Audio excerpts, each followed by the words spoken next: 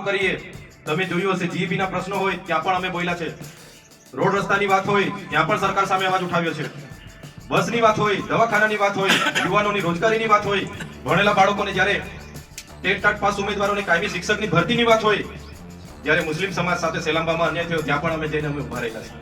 અહીંયા નર્મદાનું પૂર આવ્યું, નર્મદા ભરૂચ અને વડોદરાના લાખો લોકોના ઘરમાં પાણી ઘૂસી ગયા, કાચા ઘરો ખલાસ થઈ ગયા, ઘર વસ્તી ખલાસ થઈ ગઈ, તેમની સાથે પણ તાત્કાલિક ધોરણે અમે અને અમારી ટીમ ત્યાં હાજર હતી. તો મિત્રો અમારો ઉદ્દેશ છે પરિવર્તન લાવવાનો છે. આ લોકોને એટલો બધો અહમ છે, ઘમંડ છે. 26 માંથી 26 અમે જીતીએ છે, એ પણ 5 લાખની લીડથી અમે જીતીએ છે. અમને કોઈ ફેર નથી પડતો. એ જે કહીએ છે એ કહે છે લોકો.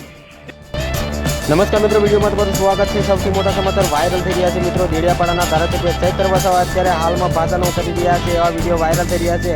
અને બીજો વિડીયો પણ સોશિયલ મીડિયામાં વાયરલ થઈ રહ્યો છે કે જે ચૈત્રભાઈ વસાવાનું ડીજેમાં ગીત વાગ્યું હતું, હવે મનસુખ વસાવાનું પણ વાગી રહ્યું છે. એ વિડીયો પણ સોશિયલ મીડિયામાં વાયરલ થઈ રહ્યો છે. અને બીજો વિડીયો જોવા મળ્યો હતો કે ચૈત્રભાઈના બંને પત્નીઓ અત્યારે શું પ્રસંગે હાજરીઓ આપતા હોય છે, ગામડે ગામડે જઈને તેઓ લોકોની વચ્ચે રહેતા હોય છે. તો ખરેખર ચૂંટણીની અંદર તેઓ 100% સફળતા મેળવી શકે છે એવું અત્યારે દેખાઈ રહ્યું છે, કારણ કે બધે ત્યાં લોકોનો પ્રશ્નો પણ ઉઠાવી રહ્યા છે. તો તમે જે કહેવા માંગતા હોય ચૈત્રભાઈ વસાવા માટે, મનસુખ વસાવા માટે, તો કમેન્ટમાં ઠોકો લખી દો. જય જવાહર, જય આદિવાસી. અને વિડીયો શેર કરી દીધો. ચેનલ પર ન હોય તો ચેનલને સબસ્ક્રાઈબ કરી નાખજો. મળશું આવા બીજા વિડીયો સાથે.